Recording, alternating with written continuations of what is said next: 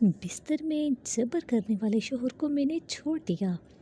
رات کو میرا شوہر میرے سامنے سراپا سوال بن کے کھڑا تھا اور اس نے مجھے بولا کہ مجھے تمہارا جواب ہاں میں ہی چاہیے۔ میں نے اسے بولا تم کل جب آفس جاؤ گے تو میں تمہیں اپنا جواب بتا دوں گی۔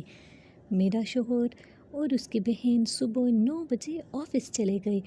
میں ساری رات کی سوچتی ہوئی آخرکار ایک نتیجے پر پہنچی۔ فون اٹھایا اور اپنے والد جی کو فون کیا اور میں نے اپنے والد کو بولا کہ ابو میں گھر آنا چاہتی ہوں، مجھے اس انسان کے پاس اور نہیں رہنا۔ میرے والد جی بولے ٹھیک ہے بیٹا تم واپس آ جاؤ۔ میں نے اپنی اسناد اٹھائی اور ایک کتاب اٹھا کے میں بس اسٹینڈ پر پہنچ گئی۔ وہاں سے میں نے اپنے گھر کی بس لی اور اپنے والد کے گھر آ گئی۔ مجھے رشتہ داروں کے سوالوں سے ڈر لگتا تھا، پر ان کے سوالوں کے ڈر سے میں اپنی زندگی نہیں برباد کر سکتی تھی۔ میرا نام آمینہ ہے اور میں حیدرآباد کی رہنے والی ہوں۔ میں نے تعلیم حاصل کی، اپنے ابو کا خواب پورا کیا، اچھی تعلیم حاصل کی۔ میرے ساتھ ایک ساحل نامی لڑکا پڑھتا تھا جس میں میری کافی دلچسپی تھی اور وہ بھی مجھے بہت پسند کرتا تھا۔ گھر والے مجھے بار بار کہہ رہے تھے کہ تم شادی کر لو کیونکہ تمہارے بعد 2 اور بھی بہنیں ہیں جس کی ہمیں شادی کرنی ہے۔ میں نے اپنے والد اور والدہ کو بولا کہ مجھے ابھی شادی نہیں کرنی۔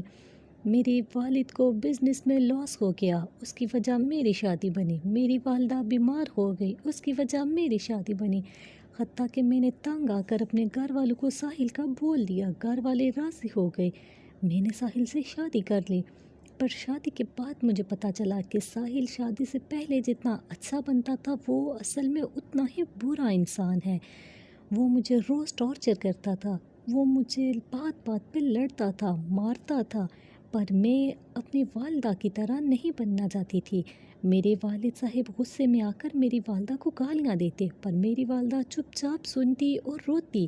پر میں اپنی والدہ کی طرح کمزور نہیں بننا چاہتی تھی کیونکہ میں پڑھی لکھی تھی۔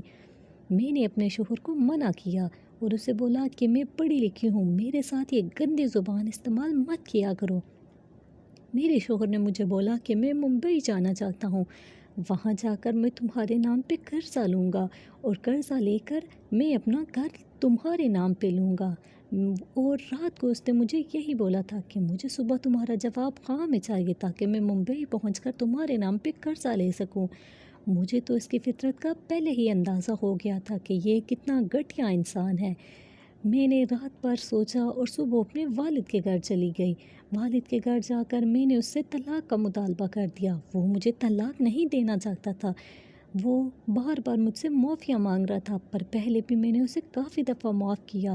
میں اب لٹ کے اپنے والد کے گھر آ چکی تھی۔ میں نے اسے بولا کہ مجھے بس طلاق دے دو، مجھے تمہارے ساتھ نہیں رہنا۔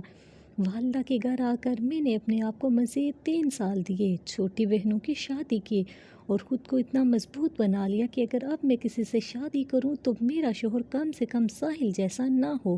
آپ سب سے یہ ریکویسٹ ہے کہ اپنے ماں باپ کا کہنا مانیں۔